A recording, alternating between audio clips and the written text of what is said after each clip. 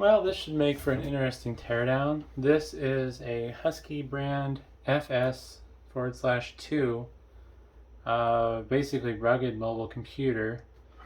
It's been a while since I've messed with this, but I believe it is DOS based if memory serves correct. I happened to dig it up recently and I thought it'd be fun to fiddle with it since I've learned a few things since the last time I looked at it. I originally set it aside because I thought it'd be amusing to use for checking console outputs on switches, but yeah, never had time to figure out how to do that back then. But I decided I'd try playing with it today to see if any of the new things I've learned would make it of any use to me, but it appears to be dead. I don't know why. The multimeter's just there because I was testing the rechargeable batteries I was using to make sure they weren't bad, and they're not, so I don't know what the story is with this. I tried some non-rechargeable batteries, but it just doesn't power on. And I'm hoping to not make this a destructive teardown. That's not going to be the goal of this teardown, at least. Most of my teardowns are destructive. There's a few I think that weren't, but yeah. So I'm hoping maybe there's a BIOS battery in this thing that's gone dead and that's why it won't turn on. I don't know why that would be the case, but I guess basically it's a long shot that I'm hoping for. And this unit's in really clean shape because I've had other ones in the past and they were definitely well used. If memory serves correct, this is basically to use to interface with like surveying equipment. It's good double, yeah, can't speak. Yeah, for surveying equipment for like I think automated theodolites and stuff like that. But unfortunately, these just don't have any value. And I don't remember what happened to the other ones I had over the years. I don't think I've scrapped them because this will be my first time seeing what's inside of this myself, so this will be as interesting for me as it is for you, hopefully. But yeah, I don't know. I don't think I've ever sold any of these, at least. If this doesn't work, I don't know what I'm gonna do. I might just find somewhere to throw it and leave it be for a bit till the next time I find it. But I was kind of curious to see what I could do with this. So the hope is that there's just something stupid wrong with it that's really obvious, like a bad CMOS battery. Otherwise, if it's dead, I mean, if I really wanted one, I think they're like 20-30 bucks on eBay. But yeah, I don't really have a need for it. I'm pretty sure there's some cooler handheld DOS-based PCs I could buy for a similar amount of money that have serial ports. Oops. I don't know if those are supposed to stay in there or not. Just gonna push that rubber seal back down there. Hopefully. There we go. It's flat again. One more screw. I'm not 100% sure how this is going to apart either. There are some screws holding the serial ports in to the back half of the case, and I'm hoping that's not going to be a problem because I don't think I'm going to be able to remove those. Actually, those don't look removable. They might be screwed in from the inside from the way it looks. Oops. This is just a spacer for the standard alkaline batteries, for AA batteries. I suspect this is going to give me some grief since this is supposed to be liquid tight. Well, I don't know where that came from, so shoot. Alright, I understand now. Oh, I may have made a fatal mistake. Let's see here.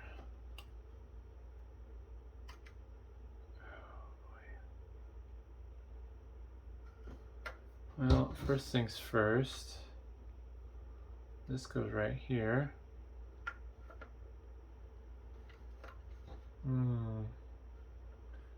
This was not designed to be user serviceable, that's for sure. Yeah, I made a big mistake here, I think, but it's too late now. Just trying to figure out how to get to this part. I think I need to take these off. Oh, wow. What a tricky design. Oops, it's another piece. I'm going to forget where it goes.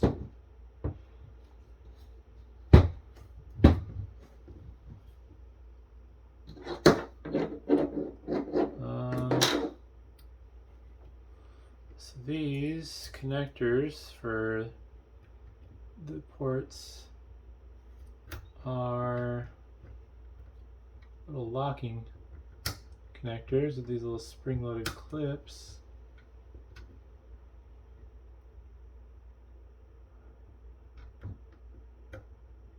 I'm gonna have a really fun time getting this back together, I think. Oh, there we go. Got one of the serial ports loose.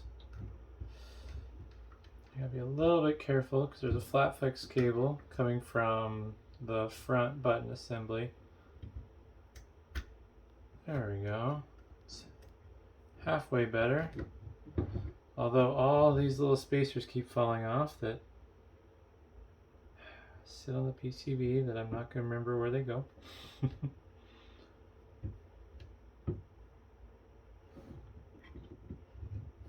Alright. One more.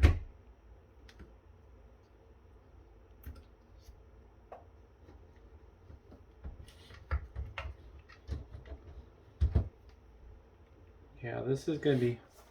Hopefully, yeah, I'm on frame good. This is going to be miserable to put back together, unfortunately. I shouldn't have opened this up. If I get too mad, I might just say forget it and not put it back together. So here's the back shell. Yeah, it's in frame. Got a variety of cables going every which way. That's interesting. That's just sitting there loose. This tube for the batteries is hot glued in, which is... no, I take that back. It's softer than that. It looks like some sort of silicone caulking. These are the serial ports. Cables, and then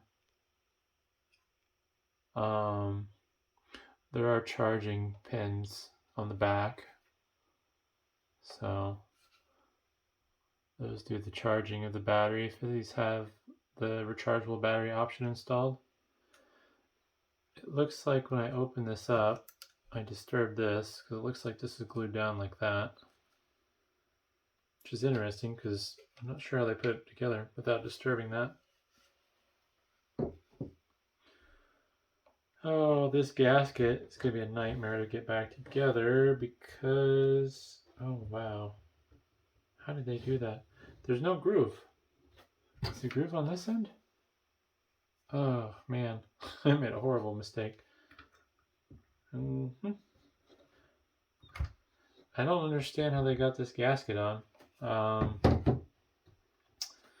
I guess they just... Huh. They just must have pushed it into place.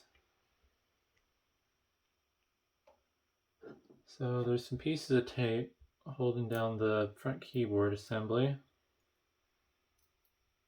I have to remove those so I can remove these flat flex cables.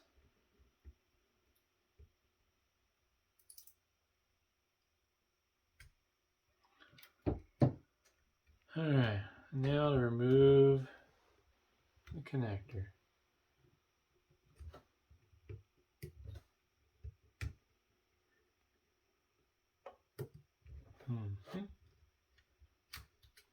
Alright.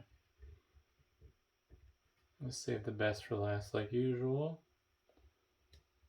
So I'm going to remove this. How? Oh, shoot. I guess they just sit on there. That's really weird. What a weird design. I see what they have to line up with. So there's these points here around the frame that these little rubber standoffs or spacers or whatever they are have to sit on. And it does look like this has a CMOS battery. Oh, I was going to go over this first. Go over the front. A lot of screws. Can't tell. It looks like they've been siliconed over to make it more watertight. And it's just probably those little dome switches or whatever. Oops. Gotta make sure I get that the right way. Yep. So it's like that. Yeah, these little rubber standoff bits are gonna be annoying to put back on. And this is comprised of two boards sandwiched together. Just taking a look, trying to decide. I've already done a lot of damage, so don't know how much I want to make it worse. Oh, that's cool. Let's see if I can show this on camera. They labeled probe points of various functions, I suppose, of the PCB.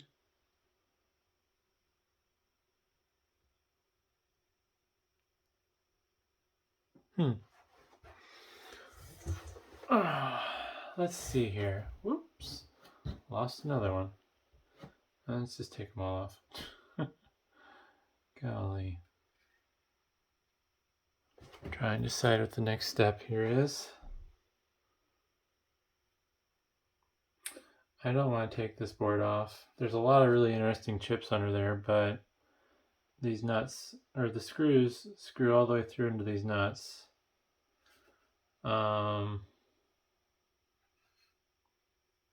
Yeah, I'm hoping there's some chance of salvaging this. Looks like the top part of the board, you got some display controller chips. Then I don't know what some of this other stuff is.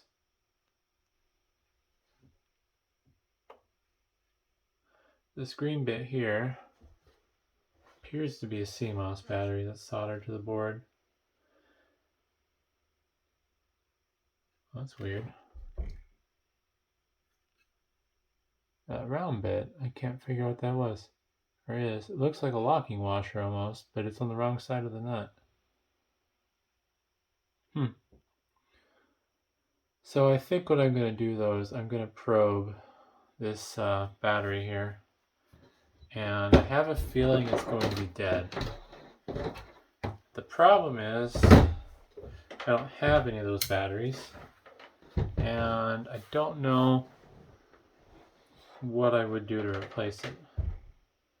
There's probably enough space where I could take a laptop CMOS battery, solder it in, and then double-sided tape it to the board or something. 0.5 volt. I'm not sure if there's a good reason why this wouldn't power on if the CMOS battery wasn't good. I can't think of any situation I've run into where computer hasn't powered on because of the CMOS battery. I think what I'm going to do is I'm going to put the batteries back in the tube and I'm going to probe for voltage on the wires. Because it is possible that there's like a grounding issue or something, since the negative basically goes into the frame as far as I can tell. Yeah, that'd be the negative wire there, I guess. So I think that's the most logical step to take next. Positive comes out top here. I'm going to hope that that solder blob next to it is connected to that red wire. 3.94 volts. So I'm getting voltage through the battery tube. That seems to be working fine. Next step would be finding it in this connector, which looks like this one here. And then I couldn't begin to guess, so I'm just going to pick a point at random. Oops, did I get the wrong one? This one. Oops.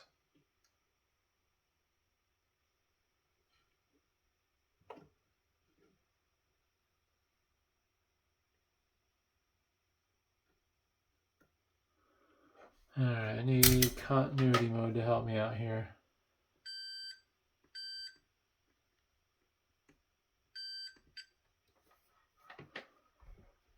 So it looks like either one of the red wires.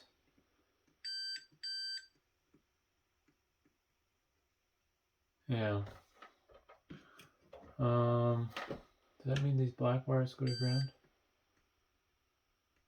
Alright, just that one black wire goes to ground. Gotta figure out which wire that is.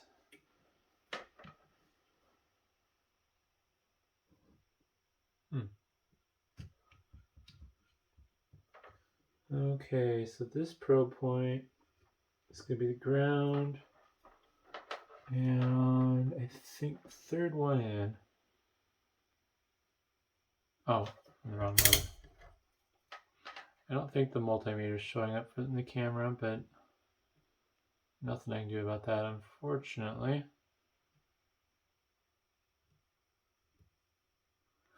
Alright, let's go back to continuity mode. I got the right pin for ground. Which one? Actually, let's go back here.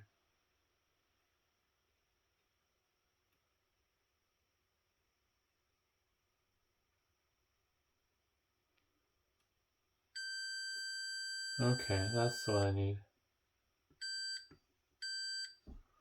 So,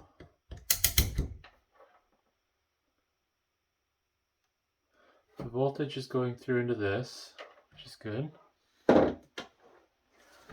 Am I in frame? Of course not. I can zoom out a little more. There we go. Oops, lost one of my seals. Ugh. This thing's definitely not going to be water resistant ever again. Oh, so my problem is I can't turn this on with the front without the front keys, and this is going to be tricky to get set up. I'm probably going to have to put it back together. Oh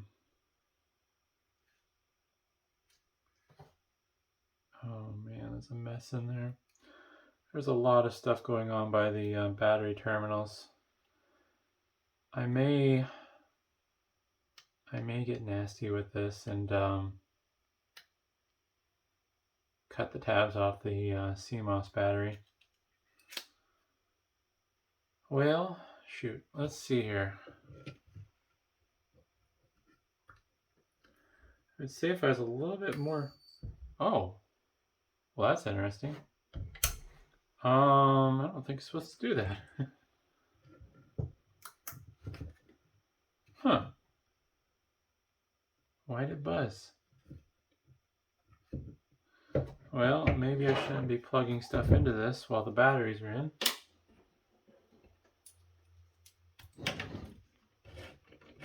It'll be funny if this magically works after I take it apart and put it back together, but that's literally how everything I do seems to work these days.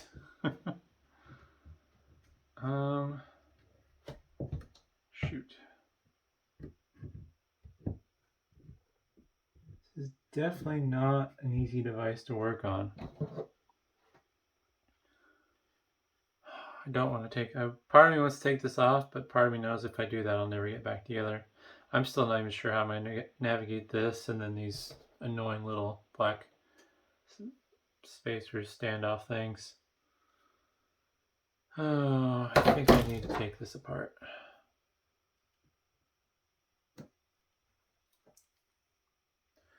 Although I still have the dilemma of the CMOS battery. So if I get this to power on again after taking it apart, I'm gonna have to figure out what to do about that CMOS battery. I'm thinking I'll disconnect it and then attach a laptop CMOS battery to it. If I wanted to get super fancy, I would take one off a laptop and salvage the header as well. But this PCB, whoops, the room lights went off. This PCB wouldn't have the right hole spacing for the battery headers that they use on laptops.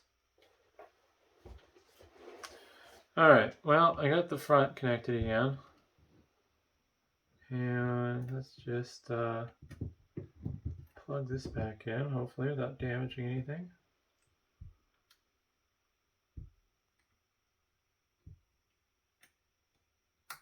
There we go. And oh, nuts. Oh no. I apparently did not get the keyboards in or the keyboard ribbons in properly. Oh gosh. I'm making things worse. I'm disrupting the front gasket, and I can't get the darn keyboard in connected properly.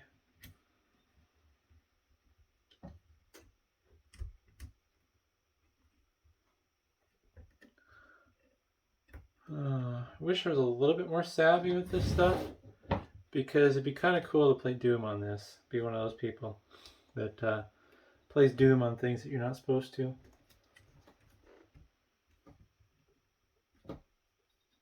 Although I'll probably get a lot of dislikes for admitting it, I haven't actually played the original Doom more than just a little bit here and there.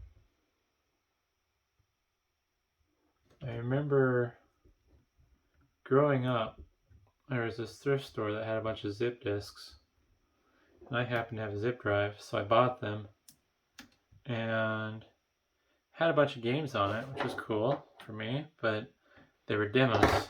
They weren't even the full game. And one of the games on those zip disks was a game called Heretic. And I had a lot of fun playing that demo.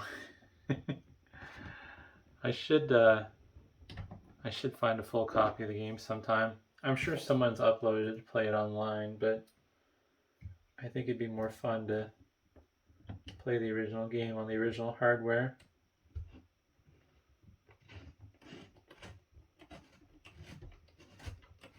Alright. So unfortunately, this is kind of in pieces right now.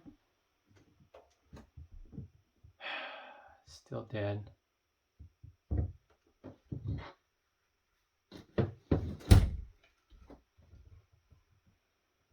wonder if there's a way I can tell if this is getting power or not.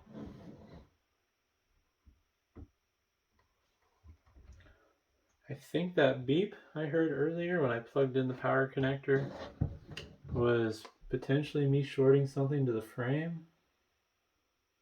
Although, no, this isn't. I was going to say maybe the PCB is conformally coated, but it doesn't appear to be. Oh.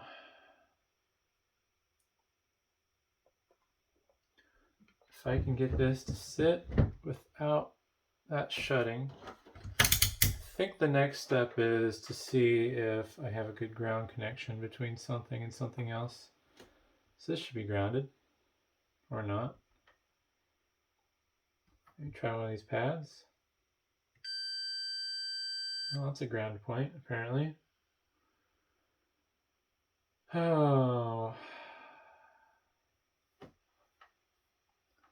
I don't know if there's anything I could do. Check for voltage on.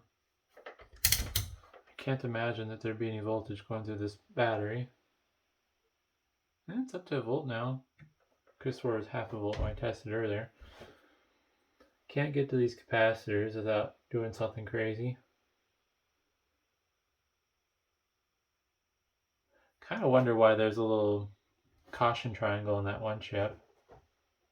Can't imagine they're generating high voltage, because it's just a quartz display. I don't even think it's backlit, or if it is, it's LED, like green LED. I don't think I can check a crystal for voltage.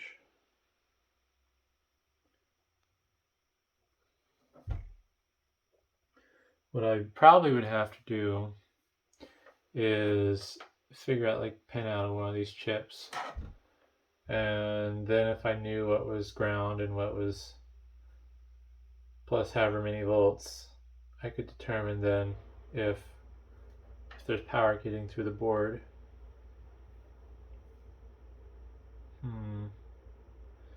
These capacitors might have voltage going across them. Nope.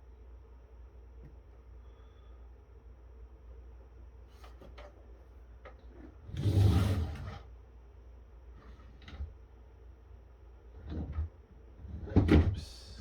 Dang it.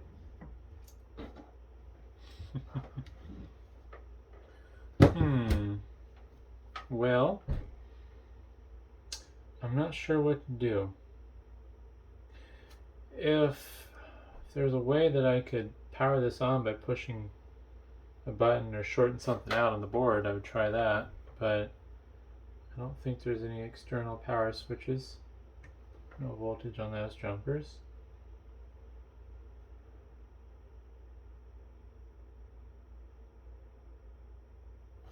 I don't know if any of these are probable for voltage. No.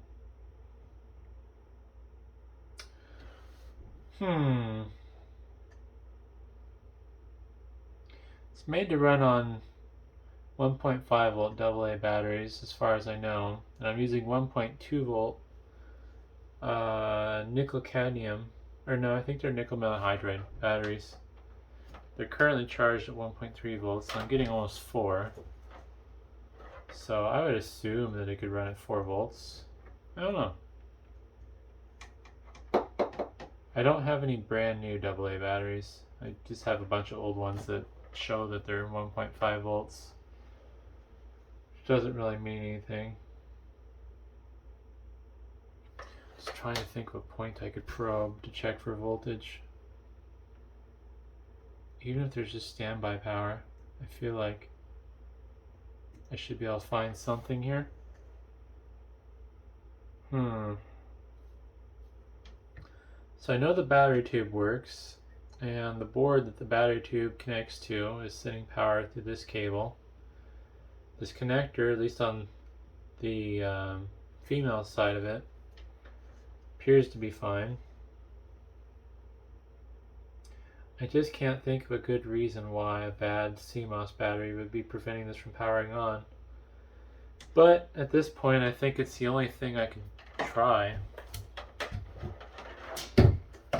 Otherwise, this is basically useless to me, because if it doesn't power on, what am I going to do with it, you know? I guess I could use it as a self-defense weapon, throw it at people. It's hard and heavy. Oh. Let's see here. If I can get this off.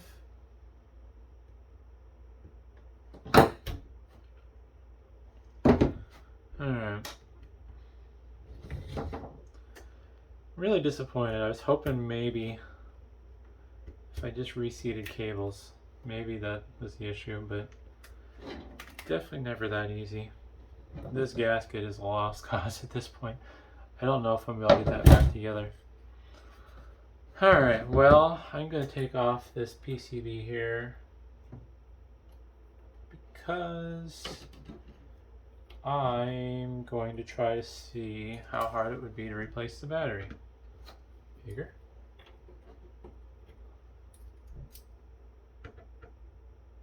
Oop. Yeah, they're hex, but whatever size hex they are. They're not the size that I have. Well, time for a hack. I don't recommend doing this, mostly because it's a good way to ruin your Torx bits, but you can use Torx bits, on hex screws, and they will lock and they'll work. The only problem is you run the risk of stripping out your Torx bit. Oh, that's interesting. So this round bit here that's slotted, they apparently used that with, here we are. Oh nice, I have one. A bit like this. Oh, but mine's not big enough to hold the nut in place while they tightened it. It's not going to work. Except I don't have the right size bit.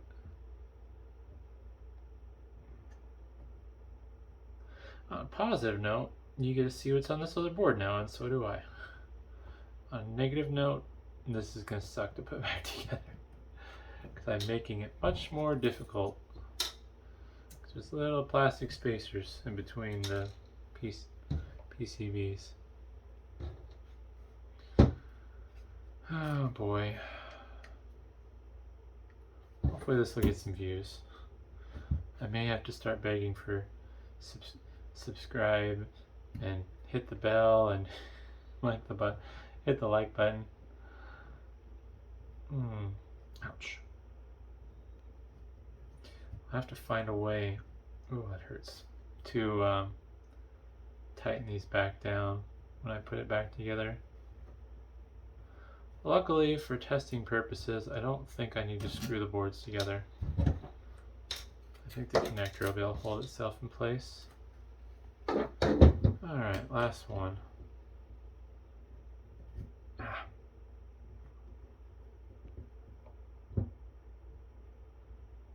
A good way to do this with my fingers. You know, this one's probably going to fall off anyway, so we'll just throw it there.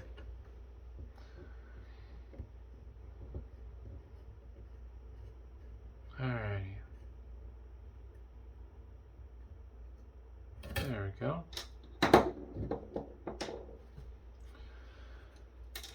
So this will be the fun side. I gotta figure out real quick. Oops. Oh.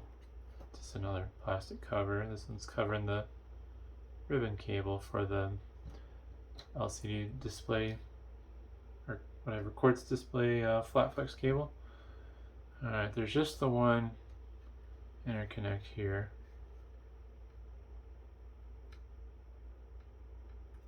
There we go. Oh. I almost wonder if this was like a card for extra RAM. Interesting. If it'll focus. This phone doesn't seem to want to focus anymore unless I'm zoomed in. I think those are logic chips, maybe? I think, even though this is getting to be a really long video, I think I'm going to take the time to look up some of these chips. I'll have to pause, but yeah. Here's an NEC chip. I'm guessing that's the processor. There's a Husky branded chip right there. Who knows what that does? Some other chips. And I'm assuming that's RAM? Without looking it up,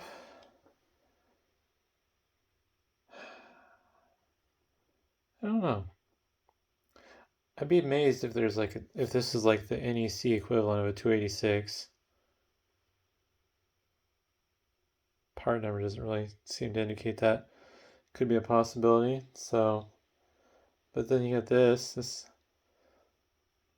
Pretty sure it's memory. 1, 2, 3, 4, 5, 6. Only 6 chips there. I don't know what the older stuff. There's 2 more slots that could be populated for 8. I might pause here in a second and oh geez, and look those up. So I'm in a bit of trouble now. That's what I was worried about. So that joint, and that joint are the battery contacts.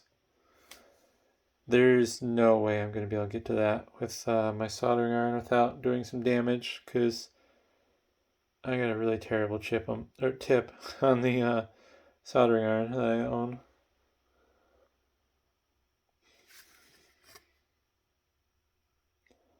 I'm wondering if I could put some force on these with my screwdriver and pop those welds. And then I can attach some wires to that. Don't know what would happen if I were to just put another battery in parallel. Also, I do not know if this board is necessary or not, so if I have to put this back together to test it, I'm going to be in trouble. So I think what I'm going to do is I'm going to go grab my laptop and look these chips up, and I'll be back. Alright, so I took the time to look some of this stuff up. This is an NEC, just make sure, yeah, NEC, whoops, D70325GJ-10 processor, 10 megahertz, 16-bit, with 1 meg of physical memory. And then make sure it's in frame. Is it focused? Kind of. Those SEC chips, are memory like I thought. It shows low power SRAM, 4 megabit. This is megabit. I guess it's 4 megabits.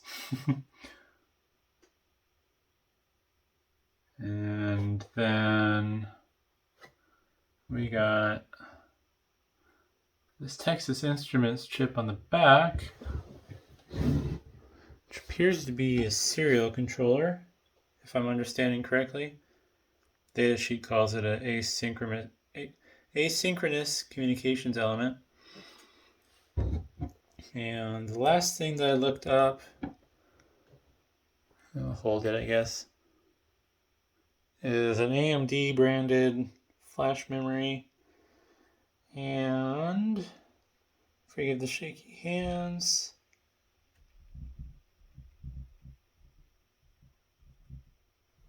Shoot. Oh, there's one megabit flash memory. So I don't know if that's the programming or maybe the BIOS chip for this. So I think the next thing I need to do, which I don't look forward to doing, is I need to bust those welds on this battery so I can hook up a battery to it somehow. Or you never know, maybe having no CMOS battery is better than a dead one. Although, I really don't want to break this. Make sure I'm out in frame, of course. There we go. That's not going to work. Try not to flex the board while I damage it.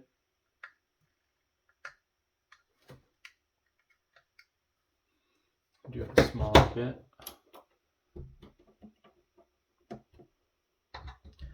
This is obviously not the best way to do this, but I think it's going to be my best way to do this with what I have at my hands. And unfortunately, my cats are starting to get unhappy that they're being neglected. I tried to give them attention earlier today, but they only want attention when I'm busy. Pesky cats. Let's see here.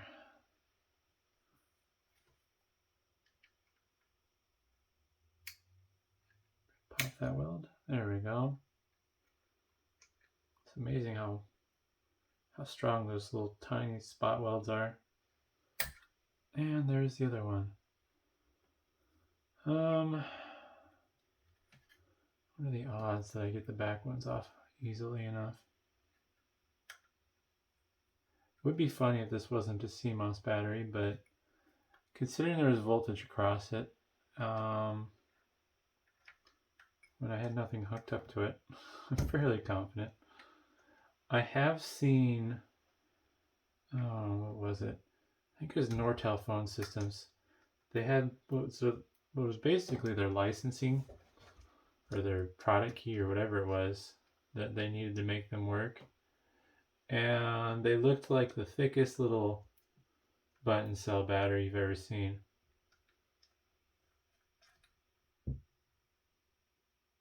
So I can't get my screwdriver behind that one. Oh, shoot. Guess I can bend that down out of my way. Uh-oh. Is it 2 batteries? Hope not. Because that would mean other problems for me. This may be a destructive teardown at this point. If this is two batteries like I think it is. Dang it. I'm guessing, they didn't expect the lifespan to be this long. That NEC chip had a date code on it, I think for 86. But I don't know if that necessarily means this is that old or not. If I can get under these tabs, pry them off.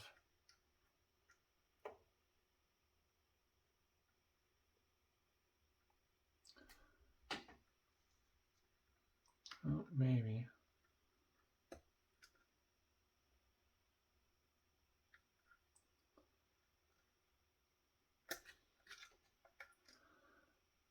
The cat is sad that I'm not giving him attention when he wants it. Poor kitty. Oh, man.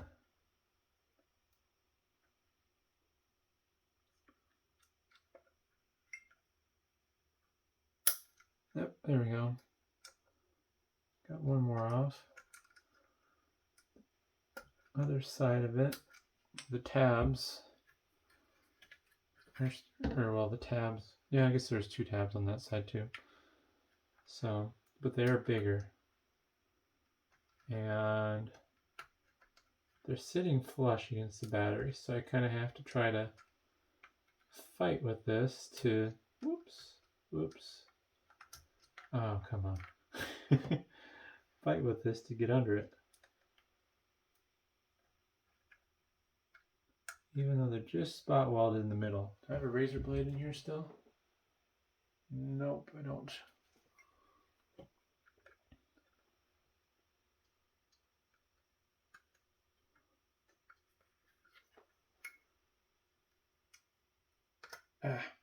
Fingers. Shoot. There we go. Doing it off frame so I could see what I was doing.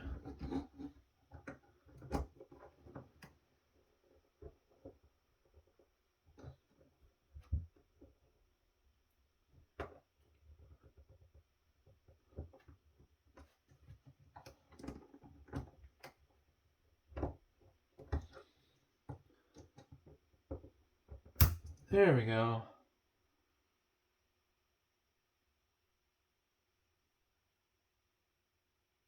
Huh. Ouch. What poked me? So here's the 2 batteries.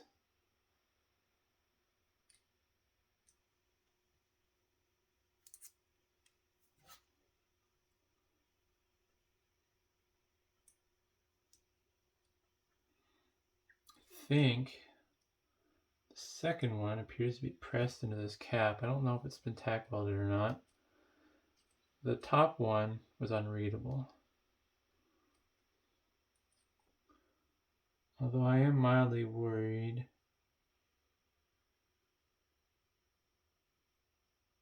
I don't know what that says.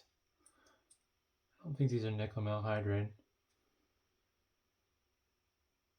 Should probably make sure here.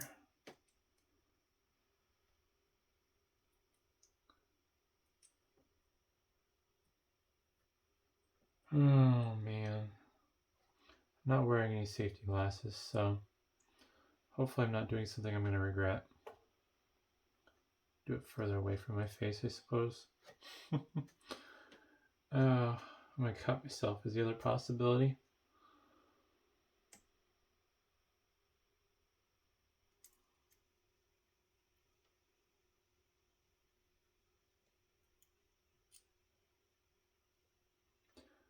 I want to read what these are, but these pesky little spot welds they did are just a pain. They are such a pain. Oh, do I have painter's tape handy? Nope. I guess I could hold it in one of my trusty cleaning gloves that I use to stop myself from getting shocked. Thought I smelled something funny. I don't know what kind of batteries these are. Hopefully, I can find out. Because if there's something weird and not 3 volts,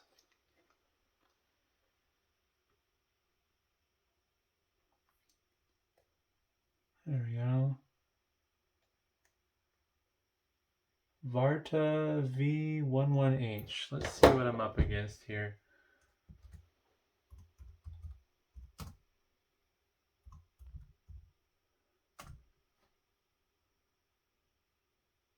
Oh, whoops.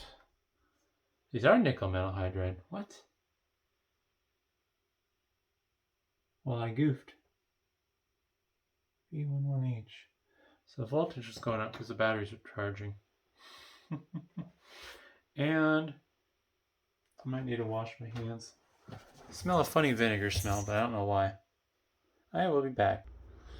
Alright, well, I'm back.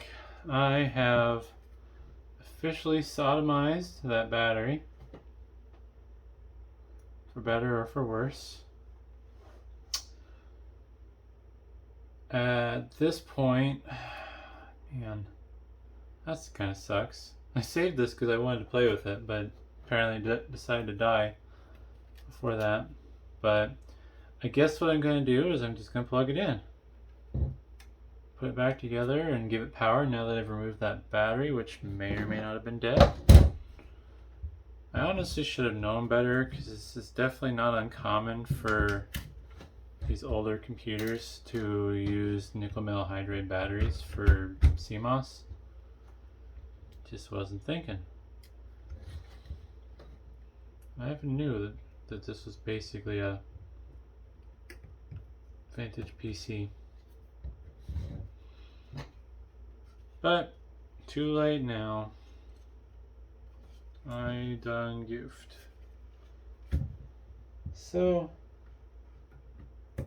all I can do is put this back together and see if it turns on. Yeah, it's still dead. That sucks. Guess one thing I could do now that I've removed the battery from the equation. How many volts between these 2 points? 3 volts. That battery might have been able to bounce back. I don't know.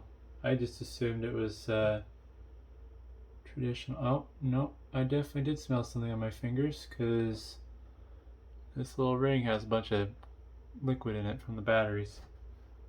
So those were hosed. Anyways, I just can't think of why it won't power on. Obviously power is getting to the board if the spot for the CMOS battery is taking a charge or well, receiving voltage for a charge, I should say.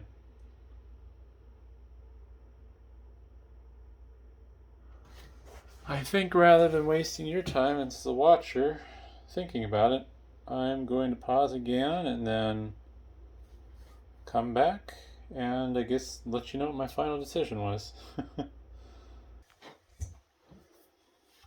Well, I don't know how I feel. Apparently this is not required for this to power on. Whoops. The issue with this not powering on, basically what it involved was I held down these two shift keys and then held the power button, and that powered it on. Or wait, no. I held down the two shift keys, I held the power button for a bit, and then it basically did that. And in this case now it's powering back on because it's already on, but I had to hit the power button again. And it's trying to boot from MS-DOS. Now what's a date, which I'm not going to bother with, don't care about time. And there's my C prompt. dir. Yes. And it just showed me directory of everything to drive. So I don't think the issue with this was the CMOS battery, although now that I know it was a nickel metal hydride and the fact that it was leaking, yeah, probably a good thing I removed it. Unfortunately, it doesn't look like there's anything interesting on here. Let's think here.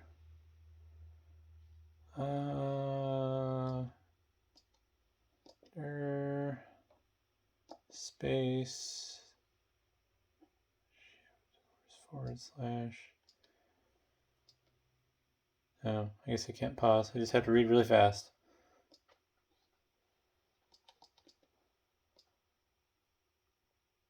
I wonder what I is.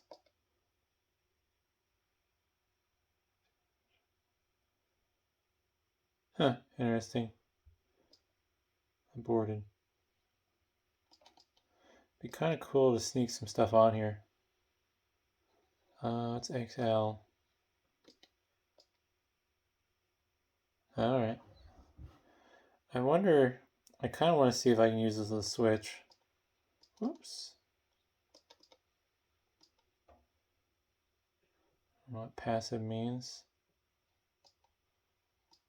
Active, passive. Looks like that's all I can change are those two, unless, nope. Polling. Well, looks like it's trying to read something. Oh shoot, I'm sorry, I didn't realize it was glare. Read something out the serial port. Might be interested in trying to plug this into a switch, just to see what it does. But this video is basically an hour long at this point, and I think I'm going to call it good. Hopefully the inside of that was interesting. I don't look forward to putting this back together. And thanks for watching.